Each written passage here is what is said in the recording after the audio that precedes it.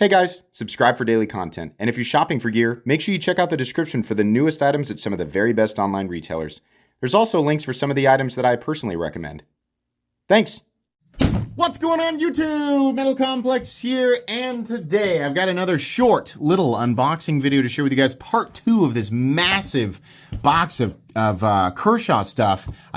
I'm really questioning whether or not, how many times I've accidentally said Kaiser instead of Kershaw. But anyways, Kershaw today. Kershaw has sent me 8 products, which I split into 2 videos, just given, I want to make sure everything gets the proper attention. I don't know when these release exactly, but it's safe to assume if you're watching this video, the answer is now or very soon. So the appropriate links and information will be in the description so that you guys can check this stuff out if you want to. Thanks again to Kai USA for sending this stuff in. This stuff is mine, but I will end up giving it away on, a live stream. Usually these take place on Friday evenings at 8:30 p.m. Central Standard Time, but you can always check my community tab once we get closer to the weekend to find out exactly when each live stream is going to take place. But yeah, this stuff will likely end up being given away. So anyways, we have a whole bunch of cool stuff. Thanks to my patrons for supporting me. Make sure your notifications are turned on to the Metal Complex YouTube channel. Very curious about this. This is a long box that is not typical. It doesn't feel, I guess so. It says MIDI Iridium Fixed. MIDI, not MIDI. Mini Iridium Fixed is what it says. So it is in fact a fixed blade. I don't know how many Kershaw fixed blades I've covered on this channel, but I can tell you it isn't many, if any at all. Okay, a long, slender board. Something tells me that this is going to work out pretty well. Is this made in the USA? That is a question. Let's find out, because some of these iridiums are and some of them are not. So, very heavy retention there. We have the actual clip, which is cool. Means you can clip that on the outside of your pocket. I really, really like that. These are my favorite types. This is also exactly, you guys have heard me talk about this many times. I'm not going to carry a fixed blade unless I can put the entire thing in my pocket, and especially like with the sheath, and especially if the sheath actually clips to my pocket. But the fixed blade itself needs to be small enough that it makes sense for EDC, but I also really prefer to still get a full grip. And that's kind of picky. It's kind of unrealistic, right? But there are some knives that have fit in exactly that category, or within those parameters there, and this is definitely one of them. This should be, hopefully, right? Sometimes with Kershaw's budgets, it's really funny how Kershaw is like a lot of their USA stuff, the price tag is really incredible versus the competition, and a lot of their stuff that's made in China, it's like, why is it so much more expensive, right? But this is a Chinese Kershaw. Now, this is a D2 fixed blade, it looks like. Is that what it says right there? Yeah, D2, and this one's going to be made in China. Feels really good, though. Their quality control is excellent. Whoever their Chinese OEM is currently, I don't know if it's different than from who they had, 4 or 5 years ago, or if they just stepped up their quality control. But obviously, anybody who's been buying Kershaws over the last few years has noticed these are substantially better in terms of fit and finish versus what we were used to in the mid 2010s and before, like when you would go and see a Chinese Kershaw at Walmart or wherever, right? And some of those older models are still like that, but a lot of the newer stuff is just really good. So anyways, D2, and I'm going to guess that Kershaw does a good heat treatment on this. Ideally, I think D2 needs to be 60 plus. Between 60 and 63, I think, is where D2 really needs to be to shine. So I'm going to assume that that's what Kershaw's doing, but I don't have any data at the moment to support that. Taylor will be probably in the comments to talk about this. So my guess is that they're going to price this thing probably a little higher than what people want to see. Ideally, a fixed blade like this would only cost you, maybe $40 to $50. So if that's where Kershaw is, great. If that's not where they are, in my opinion, it's probably overpriced. I'm just going to take a guess and say they're probably hitting this at like 70 or 75, right? Which is probably a little bit high, but it is cool. If you want to pick up an Iridium fixed blade, this is the first time that they've done it. And, price aside, the design is really good, and the sheath is going to fit in most pockets. It's going to be a more EDC-friendly fixed blade in the sense that, it's not gigantic, right? We also have 3 folding knives to check out here. I'm going to keep this guy just off to the side. So we have the Celestian, I actually made a Bonneville joke in my last video. This is called the Bonneville. We're going to open up the Clip Point Bel Air. We're going to open up that one first since everybody knows about the Bel Air. Everybody knows that the Bel Air is one of the best USA-made, dollar for dollar USA-made pocket knives you could possibly buy right now. So this is a new version of the Clip Point Bel Air. Oh, in carbon fiber. Yes, they always do a good job with that. So this is the Clip Point version of the Bel Air in that beautiful machine satin finish that Kai USA is so good at doing. I mentioned that in the last video as well. This is in Magna Cut. This guy's going to cost a little bit more because of the carbon fiber, so don't expect this guy to come in at $150, $160 like the typical Bel Airs do. You're definitely going to pay some more money for the carbon fiber, so if that's not your jam, then check out one of the many other variations of this knife that they're, that are not in carbon fiber. But this is really cool. It's a very good looking knife. And yes, this absolutely will be one that I give away since I already own, two Bel Airs, and one of them is in carbon fiber. And then I own a Bel Air XL as well, at least one. So the next one here is, which one's heavier? I don't know. Let's open up the Celestian first. Celestion.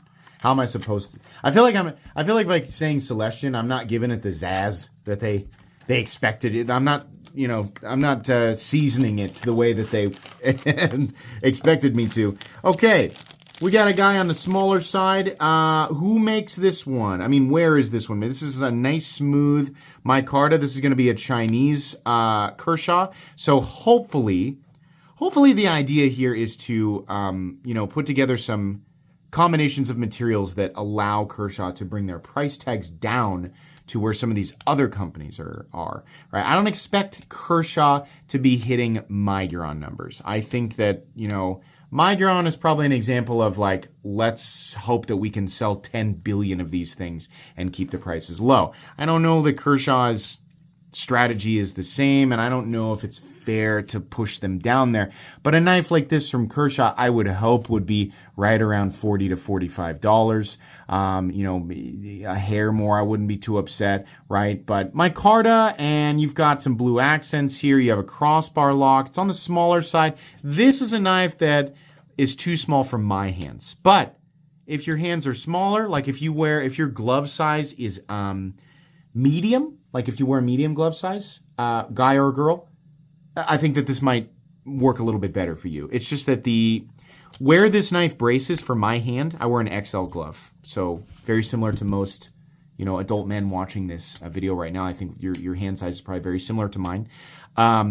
The area where the knife is going to brace in my palm is just very short, and getting my thumb back and under the thumb stud I can do, but it leaves me in a position where I'm not super confident about the knife like not flying out of my hands. And obviously this experience would be made better if my hands were smaller. So it's not that small knife bad, it's that hand too big for knife, right? So if you have smaller hand size, then this is going to be better for you.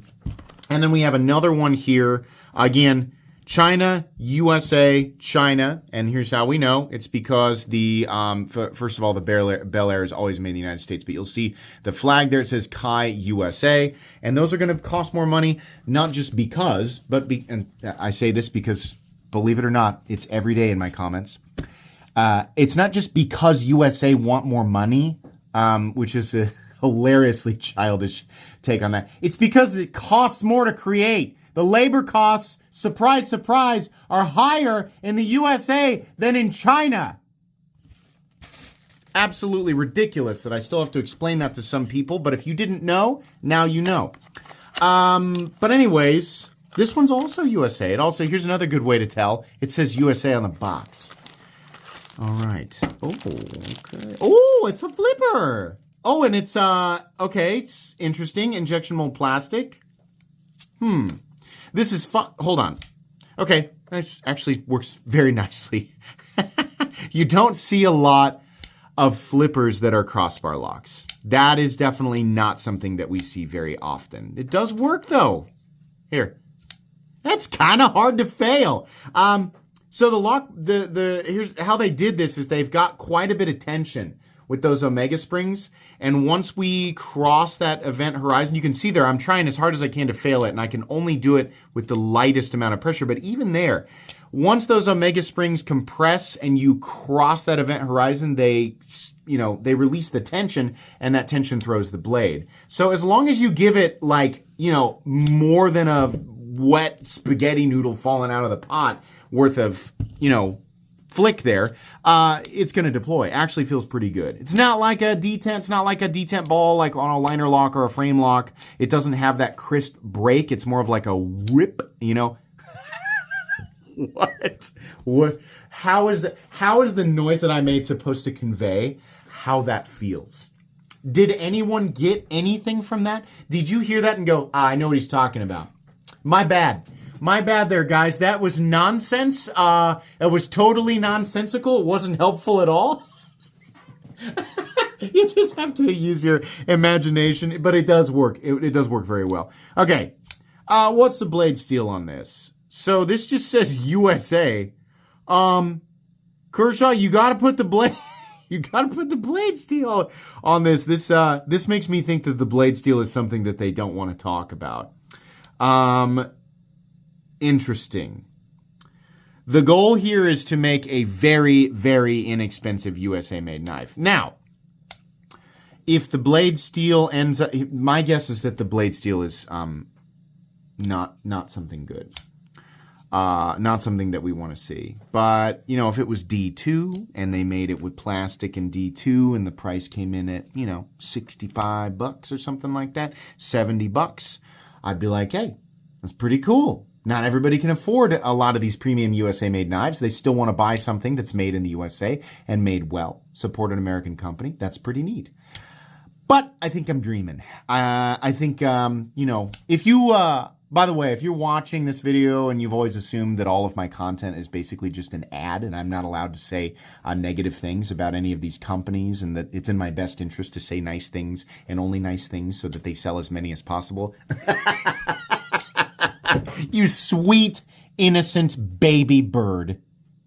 Have a seat. If you're going to do this, Kershaw, number one, we have to have the blade steel printed on the blade. We do not, your buyers for stuff like this, especially through my channel, they don't want to not see the blade steel, right? They're immediately going to go look it up. If they're like me, anybody who's watching my channel right now, the moment that we see the blade and a model number and we don't see anything as far as blade steel, the very first thing that people are going to do is go look it up. And they've already done that, and they have put it in the comment section, right? Maybe it's something good, maybe it's not. But assuming that it is not, I think the issue with this, and I'm just guessing because we're going in blind, we're not reviewing this knife. This is not a review. I can't review it because I don't have all the details yet, and I haven't actually carried or experienced this thing yet. I'm going to guess the blade steel is probably not anything great. And considering the combination of blade steel and scale material and the fact that it's made in the USA is going to push it outside of the comfort zone for people shopping in this territory. People who are, wanting to shop in this territory are probably going to go with something that's made in China that has better handle material and better blade steel. And people wanting to buy something that's made in the USA are probably just going to spend more money and get a nicer product, oftentimes from you guys, since you are, hyper competitive for the American production knife space.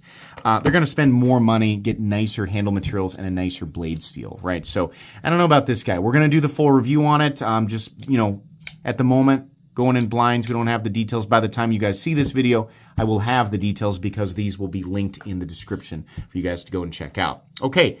We'll do a review on this guy, and don't really think we need to do one on the fixed blade, and then I've already done one on the Bel Air. So, yeah, all of this stuff will end up as, giveaway stuff after I'm done reviewing it. That's going to be it today, guys. Thanks again to Kai USA. Please make sure to follow me on Instagram at metal_complex. If you enjoyed this video, leave a like. If you'd like to check out my other content, I do, of course, have lots of videos of knives that are either expensive or inexpensive that I do or don't like, so check those out. And if you enjoy all my content, go ahead and click on that Metal Complex logo right there and subscribe because there's definitely more coming. Thanks again for watching, everybody.